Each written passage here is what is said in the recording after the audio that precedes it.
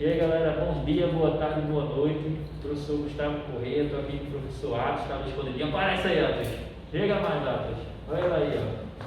Estamos aqui gravando mais um vídeo para vocês, tá? E nesse vídeo a gente vai falar um pouquinho sobre a questão da saúde e a relação do exercício com a saúde, tá? Então, antes de mais nada, se a gente vai falar de saúde, é interessante a gente saber o conceito de saúde e como esse conceito foi mudando com o passar do tempo. Beleza, galera? Então, pessoal, saúde, a gente pensa logo em quê? Em SUS, né? Pensa em doença, pensa em exercício, em alimentação, mas definição mesmo, antigamente, a Organização Mundial de Saúde, que a gente chama de OMS, né, a siglazinha, ela tinha definido saúde como ausência de doença. Então, se Atos, nosso amigo aqui, nosso professor Atos, está aqui ó, inteirão, não está sentindo dor em lugar nenhum, não está com nenhum osso quebrado, está aí de pé, nativa, a gente dizia que ele está saudável, está com saúde. Então, esse era o conceito, era uma coisa bem simples de ser explicada. Mas aí, por volta de 1947, 1945, eles começaram a pensar numa maneira diferente, tá? De ver o sentido da palavra saúde. Por quê? Era uma época que foi pós-guerra, então começaram a surgir doenças psicológicas, começaram a surgir uma forma de você não estar bem, enquanto aparentemente parece que você não tem nenhum problema. Então, eu poderia estar aqui ó, com o meu corpo todo inteirinho, sem sentir nenhuma dor, mas em compensação a minha cabeça está destruída por algum trauma, alguma preocupação ou alguma enfermidade mental, que na época estava começando a se entender, a se estudar, conhecer a mentalidade humana. Então, a OMS começou a entender que a saúde era um estado de bem-estar, você estar bem fisicamente, mentalmente, socialmente, afetivamente, tá? E não só relacionado à ausência de doença física ou de algo que se possa ver. Então a saúde começou a deixar de ser algo duradoura, porque Atos, mais de ano que Atos não tem uma gripe. Então Atos está saudável por mais de ano? Não. Ele provavelmente se aperreou com alguma coisa em casa, pandemia, essa coisa de academia fechada. Então tudo isso são preocupações na cabeça da gente. Então Atos provavelmente se aperreou com isso tudo. Então nessa época que ele se aperreou, nesse tempo, nesse período que ele estava lá com essas preocupações, ele não estava saudável, porque ele não estava com um bem-estar mental, talvez até físico, porque tudo que a gente começa a interferir no nosso psicológico, o corpo começa a sentir esses sintomas físicos também, tá? Então você, através de um pensamento ruim ou algo que está te afligindo, pode começar a dar um sintoma físico em você, uma depressão, uma ansiedade, uma arritmia, uma falta de ar, tá? Uma moleza. Então tudo isso pode repercutir em você, no seu organismo como um todo. E a OMS começou a identificar isso. Então ela deu essa repaginada no conceito de saúde, tá? Então saúde deixou de ser algo duradouro para ser algo meio que quase impossível de se alcançar. E essa busca de alcançar a saúde, surgiu um termo chamado wellness, tá? Que aqui no Brasil, português, a gente conhece como promoção da saúde. E como é a promoção da saúde? Lá na academia que trabalha, o que é que tu faz para fazer promoção da saúde? Nós normalmente incentivamos a pessoa a ter uma vida mais saudável, tanto na prática de atividade física, como também cuidando do seu meio social, cuidando da sua alimentação, tendo um bem-estar geral. que é justamente o termo wellness, significado. Isso. Então a palavra aqui, ó, promoção, ela está te jogando a um objetivo. E que objetivo é esse? Conseguir chegar na saúde, ou seja, ter essas três coisinhas aqui, um bem-estar, tanto na parte física quanto mental e social.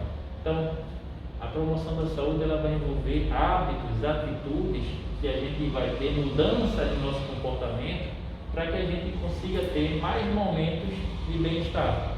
Então, um dos primeiros passos que a gente faz para conseguir isso, a gente falou, procurar uma atividade física. Então você vai lá fazer uma corrida, fazer uma caminhada, entrar numa academia.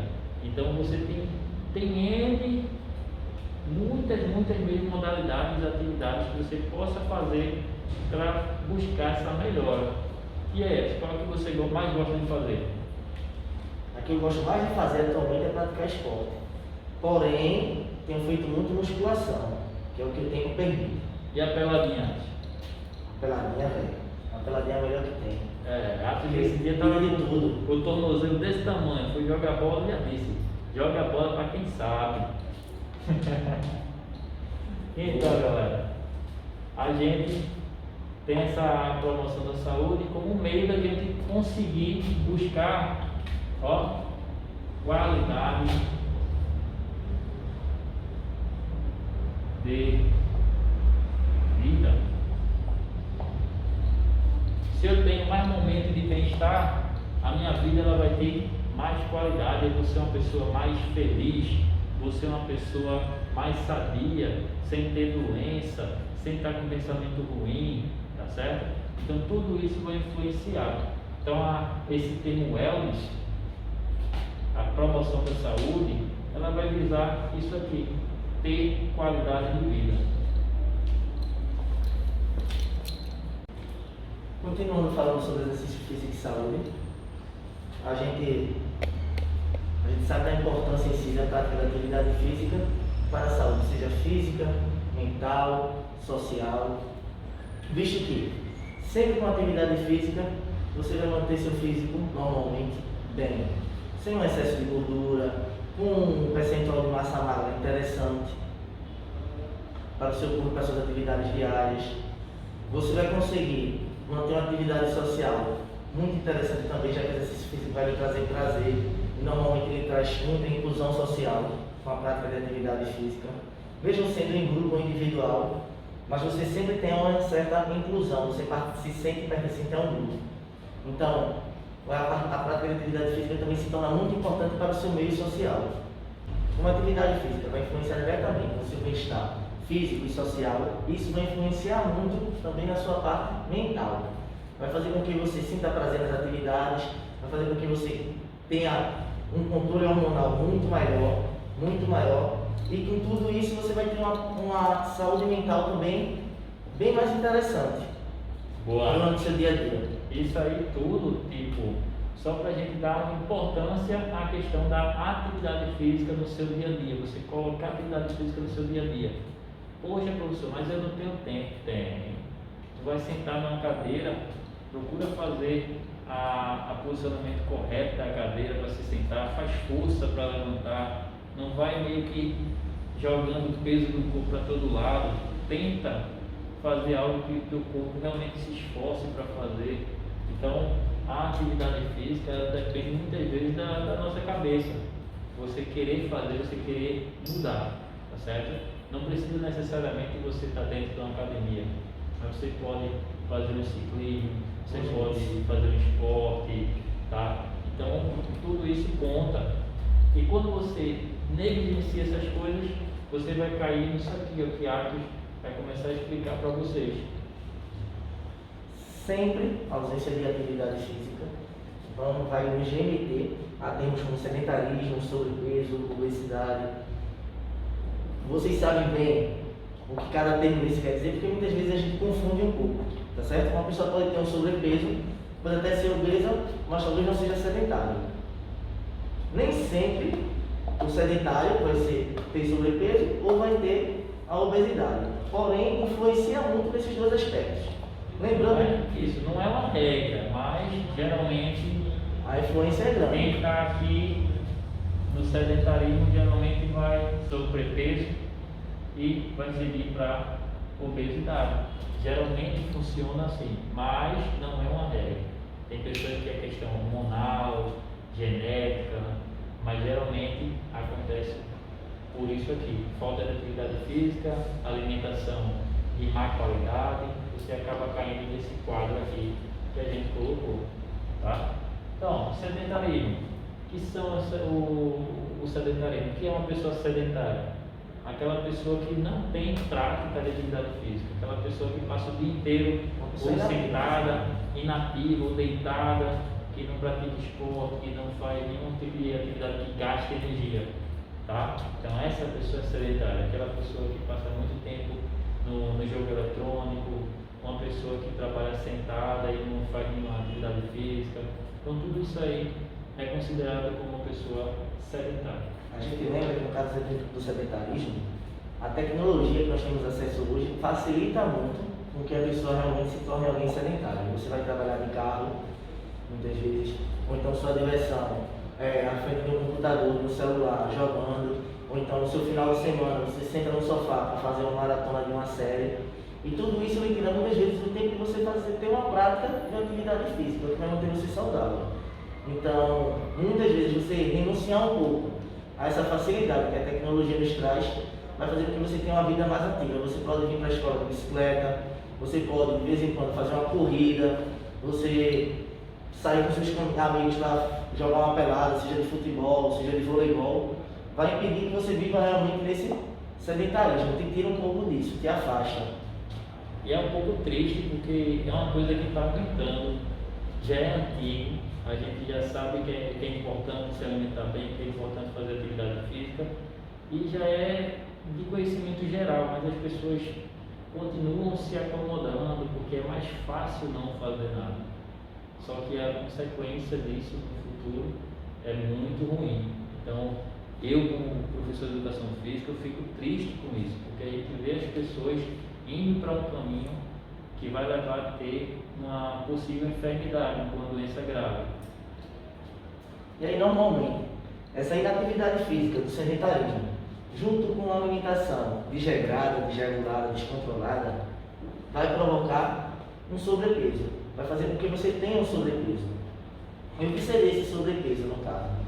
O sobrepeso é quando você está com um excesso de peso, do que você, na verdade, de peso em si, do que você deveria ter.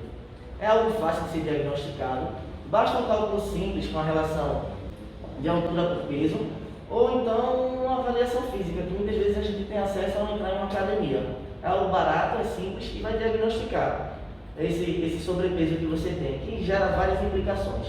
Desde a implicação social ou mental, com a autoestima, a baixa autoestima no caso, pode influenciar muito. A gente sabe que hoje existe muito aquela busca pelo corpo perfeito, como também social em relação a gente sabe que muitas vezes numa prática esportiva a pessoa que tem um sobrepeso fica preterido ao outro colega, que então vai terminar envolvendo a sua prática na sua vida social e também no seu bem-estar mental, assim como em relações com amigos ou com namoradas, namorados, tudo isso vai interferir muito, sem contar no seu bem-estar físico também, que vai gerar várias consequências sendo relatada. Antigamente a obesidade não era considerada doença, era um estado físico, tá? Mas hoje em dia já é considerado como doença crônica, tá?